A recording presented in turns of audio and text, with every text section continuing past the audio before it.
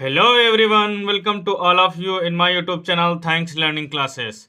कैसे हो मेरे प्यारे विद्यार्थियों? कैसे चल रही है आप लोगों की तैयारी? मैं सोनू आज आपके लिए लेके आ गया हूँ बहुत ही महत्वपूर्ण टॉपिक जो पेपर में आता ही आता है। आज का विषय है हिंदी और टॉपिक है रस। रस से संबंधित एक क्वेश्चन पूछ लिया जाता है तो 1 नंबर का क्वेश्चन यहाँ से जरूर आता है, तो उसको आप जरूर से तैयार करके जाएं और बहुत ही इजी, बहुत ही शानदार तरीके से ये आप 1 नंबर लेके आ सकते हैं। तो क्या क्या पढ़ना है, कौन कौन से क्वेश्चन तैयार करने हैं, बहुत ही छोटी सी थ्योरी है, इसको आप जरूर से तैयार कर लें जिससे कि 1 नंबर के हकदार आप बिल्कुल बन जाएं। तो देख लेते हैं क्या क्या इसमें पूछ लिया जाता है। तो विषय हिंदी है, क्लास 10, टॉपिक आज का क्या है? रस है। ये 9th से लेके 12th तक काम आता है। 9th high school, first year, inter, सब में ये क्या मिल जाएगा? रस आपको पढ़ने को मिल जाएगा।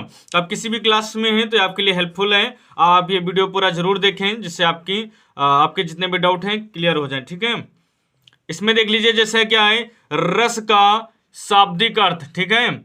यहां पर आप देख रहे हैं क्या है, रस का शाब्दिक अर्थ। तो रस का शाब्दिक अर्थ क्या हो जाता है? रस का शाब्दिक अर्थ हो जाता है आनंद। क्या होता है? आनंद, ठीक है ना। जो रस का शाब्दिक अर्थ होता है इसका मतलब होता है आनंद। रस के कौन कौन से अंग हैं? तो रस के 4 अंग होते हैं। कितने अंग होते हैं? 4 अंग होते हैं। कौन कौन से होते हैं? विभाव, अनुभव, संचारी भाव, स्थायी भाव। ये 4 प्रकार के क्या हैं? आपके महत्वपूर्ण रस के अंग हैं। अगर क्लास 10th में है तो ज्यादा डिटेल में नहीं पढ़ना है, अगर आप इंटर में है तो ये टॉपिक आपको डिटेल में पढ़ने हैं। उसके बाद रस की परिभाषा क्या हो जाएगी? किसी काव्य को पढ़ने या सुनने से जिस आनंद की अनुभूति होती है उसे रस कहा जाता है, ठीक है प्यारे विद्यार्थियों। उसके बाद नेक्स्ट टॉपिक है, आपको क्लास 10th में 2 रस पढ़ने हैं, एक हास्य रस पढ़ना है, एक करुण रस। तो हास्य रस देख लेते हैं। हास्य रस का स्थायी भाव क्या होता है? हास हो जाएगा। और इसकी परिभाषा क्या हो जाएगी? विभाव, अनुभाव एवं संचारी भाव के संयोग से हास नामक स्थायी भाव के उत्पन्न होने पर हास्य रस की निष्पत्ति होती है। यानी जहां पर हंसी उत्पन्न होती है वहां पे हम कह सकते हैं हास्य रस होता है, ठीक है।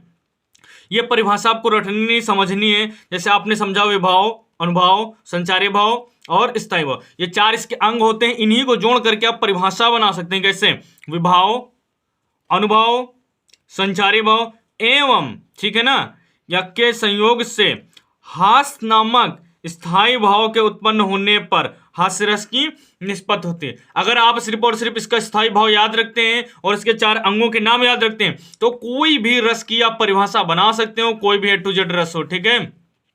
उदाहरण देख लेते हैं। शीश पर गंगा हंसे, भुजनी भुजंगा हंसे, हाशी को दंगा भयो नंगा के विवाह में। जब शंकर भगवान अपनी बारात लेके जा रहे थे, ये वहां का वर्णन है, तो वहां पर हंसी का दृश्य आता है, तो ये वहां से लिया गया है। तो हास्य रस का ये क्या हो जाएगा? उदाहरण हो जाएगा। अगला देखते हैं करुण रस। करुण रस, इसका स्थायी भाव क्या हो जाएगा? शोक हो जाएगा। अगर आप इतना याद रखते हैं तो फिर से वही अपना याद कर लीजिए, क्या 4 अंग जो हैं, परिभाषा क्या बन जाएगी? विभाव, अनुभाव एवं संचारी भाव के सहयोग से शोक नामक स्थायी भाव के उत्पन्न होने पर करुण रस की निष्पत्ति होती है। वही यहां पर लिखा हुआ है, जिसको आप बिल्कुल तैयार कर सकते हैं। उदाहरण है, हे खग हे मृग मधुकर श्रेणी, तुम देखी सीता मृग नैनी। जब सीता माता वनवास जाती हैं और वहां से हिरण को देखती हैं तो वहीं से क्या होता है, सीता माता और प्रभु रामचंद्र जी क्या होते हैं? बिछड़ जाते हैं। तो यहाँ ये क्या है? करुण रस उत्पन्न हो रहा, शोक उत्पन्न हो रहा, बिछड़ने का यहाँ पर वर्णन किया गया है। तो यहाँ पर करुण रस की निष्पत्ति हो जाएगी। तो अगर आप इतना याद रखते हैं क्लास 10th में तो आपका 1 नंबर पक्का है, यहीं से पूछ ले जाएंगे। क्वेश्चन किस प्रकार से पूछे जा सकते हैं उनको देख लेते हैं। क्वेश्चन आपसे बोर्ड पेपर में पूछ लेगा, एग्जामिनर इस प्रकार से क्वेश्चन पूछेगा, हास्य रस का स्थायी भाव क्या होता है? शोक, हास, रति या भय। इसमें से क्या सही हो जाएगा? अगर आपने सेशन ध्यान से देखा तो इसका कमेंट करके बताएंगे। हास्य रस का स्थायी भाव क्या हो जाएगा? पहले का आंसर कमेंट करेंगे। क्वेश्चन नंबर दूसरा है, करुण रस का स्थायी भाव क्या होता है? इन्हीं 2 में से कोई ना कोई पेपर में आपको क्वेश्चन देखने को मिल जाएगा, ठीक है।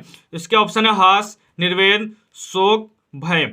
तो 2 क्वेश्चन है, दोनों क्वेश्चन के कमेंट आप करके बताएं कि इनका आंसर क्या हो जाएगा। अगर वीडियो आपको हेल्पफुल लगती है, अच्छी लग रही है, तो इसको लाइक करें। और आप चाहते हैं कि नई नई वीडियो आपके लिए आती रहें और आपकी हेल्प होती रहे तो चैनल को सब्सक्राइब भी कर लीजिए। तो मिलते हैं प्यारे विद्यार्थियों नेक्स्ट क्लास में, नेक्स्ट वीडियो में। तब तक के लिए टाटा बाय बाय, जय हिंद जय भारत।